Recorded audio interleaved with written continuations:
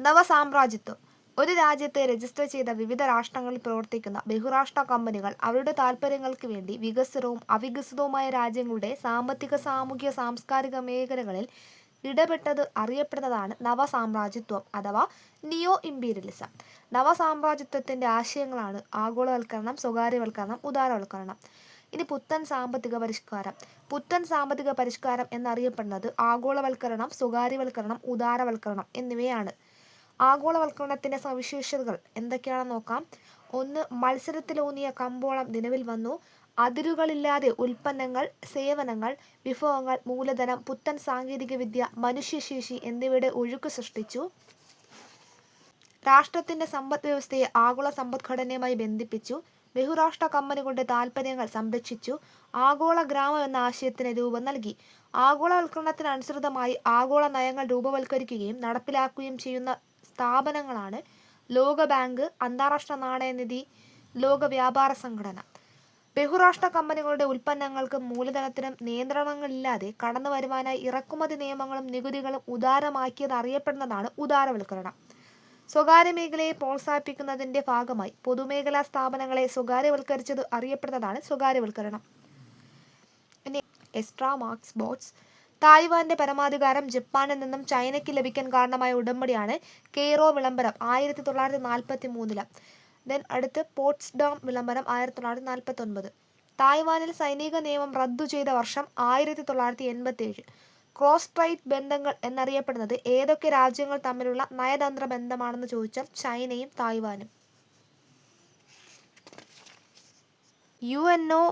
യുഎൻഒയും മറ്റ് അന്താരാഷ്ട്ര സംഘടനകളും. UNO and other international organisation അന്തർദേശീയ തലത്തിലുണ്ടാകുന്ന പ്രശ്നങ്ങൾ പരിഹാരം കാണുന്നതിനും ലോകരാജ്യങ്ങൾ തമ്മിൽ രാഷ്ട്രീയ, സാമൂഹിക, സാമ്പത്തിക രംഗത്ത് സഹകരണം പരിപോഷിപ്പിക്കുന്നതിനും രൂപീകരിച്ച സംഘടനകളാണ് അന്തർദേശീയ സംഘടനകൾ. 1815 വിയറ്റ്നാം കോൺഗ്രസ് ആണ് അന്താരാഷ്ട്ര തലത്തിൽ ഔദ്യോഗിക സംഘടനകൾക്ക് തുടക്കം കുറിച്ചത്. വിയറ്റ്നാം കോൺഗ്രസ് സമ്മേളനത്തിൽ പങ്കെടുത്ത രാജ്യങ്ങളാണ് ഫ്രാൻസ്, ബ്രിട്ടൻ, ഓസ്ട്രിയ. 1860 രൂപം കൊണ്ട ഔദ്യോഗിക സംഘടനകളാണ് യൂണിവേഴ്സൽ പോസ്റ്റൽ യൂണിയനും ഇന്റർനാഷണൽ ടെലിഗ്രാഫ് യൂണിയനും. അന്തർദേശീയ സംഘടനകൾ ആഗോളതലത്തിലും പ്രാദേശിക തലത്തിലും പ്രവർത്തിക്കുന്നുണ്ട്. അന്തർദേശീയ സംഘടനകളെ രണ്ടായി തിരിക്കാം. അന്തർ ഗവൺമെന്റ് സംഘടനകളെന്നും, ഉദാഹരണം ഐക്യരാഷ്ട്ര സംഘടനയും. 2. ഗവൺമെന്റ് ഇതര സംഘടനകളെന്നും, ഉദാഹരണം ആംനസ്റ്റി ഇന്റർനാഷണൽ. അന്തർദേശീയ സംഘടനകളുടെ ആവശ്യകത. ഒരു രാജ്യത്തിന് തനിയെ പരിഹരിക്കാൻ കഴിയാതെ വരുന്ന പല പ്രശ്നങ്ങൾക്കും രാജ്യങ്ങൾ ഒത്തുചേർന്ന് പ്രവർത്തിച്ചാൽ പരിഹാരം കണ്ടെത്താൻ പറ്റും. ഇത്തരം സന്ദർഭങ്ങളിൽ അന്തർദേശീയ സംഘടനകൾ ഗുണകരമാണ്. ഫോർ എക്സാമ്പിൾ, ആഗോളതാപനം ചെറുക്കൽ, പകർച്ചവ്യാധികളെ പ്രതിരോധിക്കൽ തുടങ്ങിയവ. രാജ്യങ്ങൾ തമ്മിലുണ്ടാകുന്ന തർക്കങ്ങൾ ചർച്ചകളിലൂടെ പരിഹരിക്കാൻ അന്തർദേശീയ സംഘടനകൾ സഹായകരമാണ്.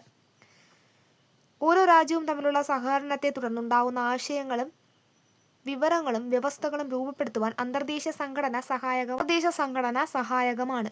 ചെലവുകളുടെയും നേട്ടങ്ങളുടെയും പങ്കുവയ്ക്കലുകൾ രാജ്യങ്ങൾ തമ്മിൽ തുല്യമായി വീതിക്കപ്പെടുന്നുവെന്നും തുടർന്നുള്ള വ്യവസ്ഥ അംഗരാജ്യങ്ങൾ പാലിക്കുമെന്നും ഉറപ്പുവരുത്താനും അന്തർദേശീയ സംഘടനകൾക്ക് സാധിക്കുന്നു. ഇതിനടുത്ത് സർവ്വരാജ്യ സഖ്യം അഥവാ ലീഗ് ഓഫ് നേഷൻ. ഒന്നാം ലോക മഹായുദ്ധം അവസാനിക്കാൻ കാരണമായ ഉടമ്പടി 1919 വേഴ്സായി ഉടമ്പടി. വേഴ്സായി ഉടമ്പടിയുടെ ഫലമായി രൂപീകൃതമായ സംഘടനയാണ് സർവ്വരാജ്യ സഖ്യം. സർവ്വരാജ്യ സഖ്യം എന്ന ആശയം മുന്നോട്ട് വെച്ച വ്യക്തിയാണ് വുഡ്രോ വിൽസൺ. 14 നിർദ്ദേശങ്ങൾ അവതരിപ്പിക്കപ്പെട്ട പാരീസ് അന്താരാഷ്ട്ര സമ്മേളനം നടന്നത് 1918 ജനുവരി 8. 14 നിർദ്ദേശങ്ങൾ മുന്നോട്ട് വെച്ച അമേരിക്കൻ പ്രസിഡന്റാണ് വുഡ്രോ വിൽസൺ. സർവ്വരാജ്യ സഖ്യത്തിന്റെ നിയമസംഹിത ഒപ്പുവെച്ചത് 1919 ജൂൺ 28. സർവ്വരാജ്യ സഖ്യം നിലവിൽ വന്നത് 1920 ജനുവരി 10. സർവ്വരാജ്യ സഖ്യത്തിന്റെ ആദ്യ പൊതുസമ്മേളനം നടന്നത് 1920 ജനുവരി 16 ജനീവയിൽ.